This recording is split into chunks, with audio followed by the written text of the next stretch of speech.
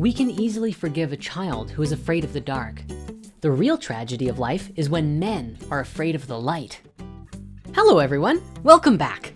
Today we're taking another turn on the What If Highway. Similar to our recent, this time though, we're getting real sci-fi. We're talking warp engines, teleportation, and time travel kind of stuff. At the risk of triggering some Einstein enthusiasts, or Neil deGrasse Tyson, well, scientist discretion is advised. Let's talk about the speed of light, and more specifically, what, if anything, is faster than it.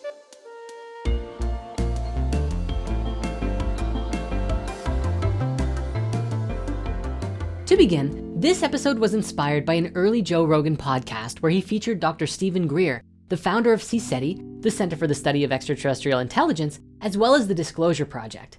He's a man who has brought to light over 4,000 cases of UFO landings and over 3,500 pilot cases of UFO sightings and over 500 reports of whistleblowers from military and government officials reporting on both UFOs as well as ET encounters, including over 100 of these reports on videotape. And on a completely side note, Joe, if you're watching, please bring Dr. Greer back on your show. Anyways, what he described in this podcast is that all of these ETs who are visiting the planet, and they're definitely real by the way, are not coming here in methods that are within the confines of the speed of light or slower, because it would take millennia to actually travel across the universe at these abysmally slow speeds. They're actually moving faster than light, somehow. Now he explains that after passing the speed of light, it's an entirely different and new kind of physics, different than anything we currently know. While the prevalence of light being the fastest thing has been experimentally proven by our current model of physics, if there are aspects of the universe that are unseen by us and based in undiscovered laws, then perhaps the belief of light above all is limiting us from perceiving an even greater truth. The constant interpretation of people looking at this information, saying it's debunked, and then ridiculing it is actually holding us back socially and technologically. In one particular moving section of this interview, Stephen explains that at one time he sat down with the CIA director's family, and the director's wife asked him, well, how are they getting here? Referring to the aliens. And he answered that they have this advanced technology that interfaces between thought and consciousness. He describes that just like crossing the sound barrier was a big deal, the light barrier is going to be an even bigger deal. And when we do, we're going to cross into these sort of multiphasic resonant dimensions, part of which hook into the singularity of mind and thought. The CIA director's wife looked at him with wide eyes and just went, wow, I knew it had to be something like that. And it was right then, in that moment, that I decided we had to make this video. Part of the challenge of understanding the faster than light conundrum is getting to know the initial problem in the first place. And why do scientists believe that there's nothing faster? To quote Neil deGrasse Tyson in his book, Astrophysics for People in a Hurry, we find the following. Among all constants, the speed of light is the most famous. No matter how fast you go, you will never overtake a beam of light. Why not? No experiment ever conducted has ever revealed an object of any form reaching the speed of light. Well-tested laws of physics predict and account for that fact. I know these statements sound closed-minded. Some of the most boneheaded, science-based proclamations in the past have underestimated the ingenuity of inventors and engineers.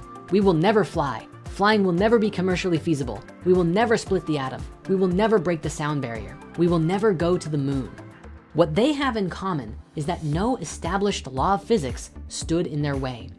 The claim, we will never outrun a beam of light, is a qualitatively different prediction. It flows from basic, time-tested physical principles.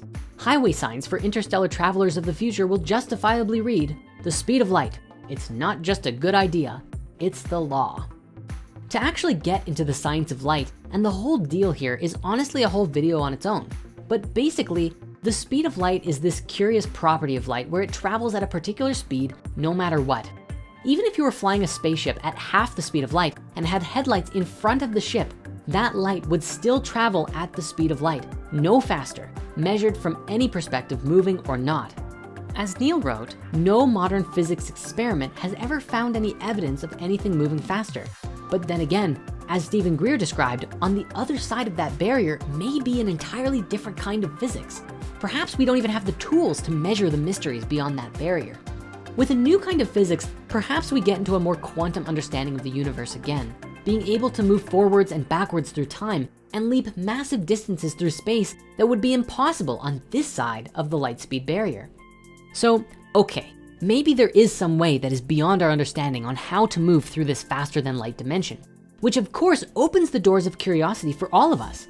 But then the question becomes, what else is out there? A very big question in science right now is concerned with the mysterious cosmic substances, dark matter and dark energy. Could these mysterious things, virtually undetectable to us, besides that they produce gravity, be waiting for us on the other side of the light barrier? Now, what's especially curious about this is that we find a link to the mysteries of dark matter and energy in a place that you might not expect: the work of Dr. Rick Strassman, PhD.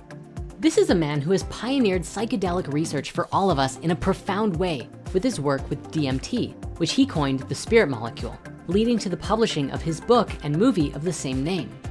In his writings, he challenges all conventional thinking about science, consciousness, and dimensions with some absolutely profound and groundbreaking research, which any scientist today should take special note of because of the implications of his incredible studies. Over the course of several years, Rick led the expedition to administer several hundred doses of DMT to participants in a study to see if there were any clinical benefits of using DMT. What the study revealed, however, opened up a wormhole of possibilities that could potentially change our understanding of ourselves and the universe forever.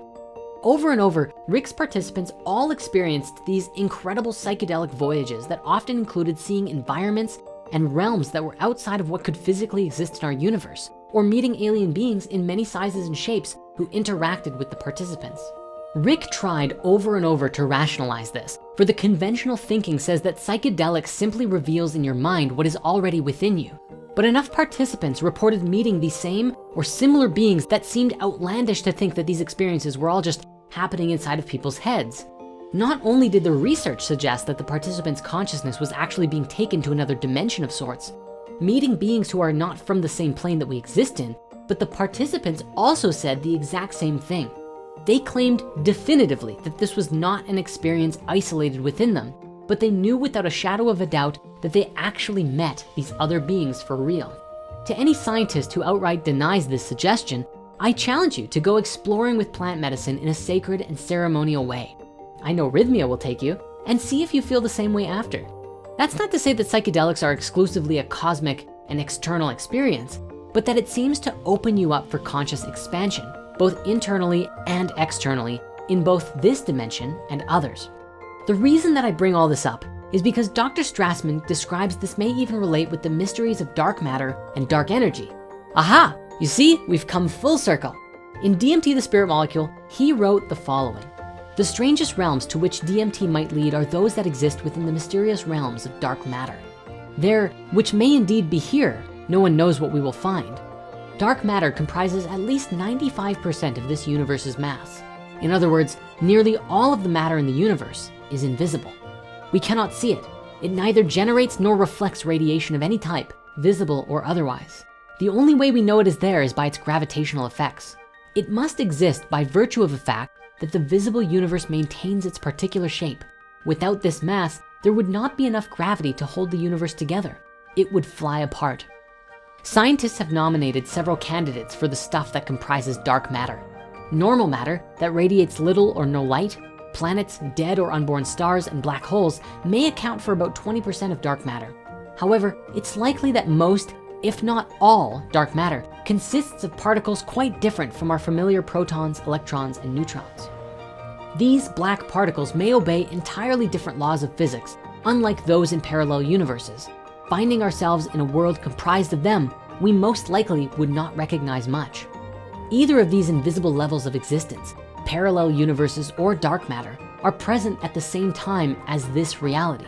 Thus, they both are options we must consider for where DMT takes us when our consciousness is no longer in this plane of existence. The immediacy of the transition makes appealing these two alternate viewpoints regarding the incredibly unusual places our volunteers describe. This is because they are as much here as there. So the question about inside versus outside, as many volunteers posed it, really no longer has any meaning.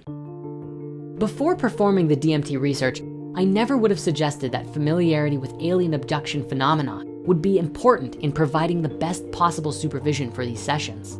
However, I do now. I also believe it's helpful to know everything about current theories regarding invisible realms like dark matter and parallel universes. Equipped with these types of training and experiences, research scientists and staff will be ready to understand, accept, and react to nearly everything that might come up during deep psychedelic sessions. And so, bringing things to a close, we must strive to answer the question from the beginning. What, if anything, can go faster than light? It seems that with certain technology, perhaps even physical objects can, as we've seen with the stories of the ships. But as far as our own bodies and minds go, at least what Dr. Strassman has discovered, it seems very possible that even if our bodies are limited here, perhaps consciousness is the one thing that permeates everywhere, including beyond the speed of light, perhaps at least with some help from a little bit of DMT, that is. I feel with all of this information, the biggest thing for me is that when scientists make definitive statements about absolutes in the universe, the proper response seems to be healthy skepticism. That there are so many mysteries in the cosmos that it seems arrogant to suggest that we understand everything perfectly, especially when the standard model, quantum mechanics, and even gravity are incomplete and do not fully connect with each other. Especially with the work of some of these great people we've discussed today, it would seem as though there's something going on to suggest not only that there's another reality waiting for us beyond the light barrier, but that we may even be naturally equipped to explore these realms within us. Thank you so much for watching. We'll see you next time.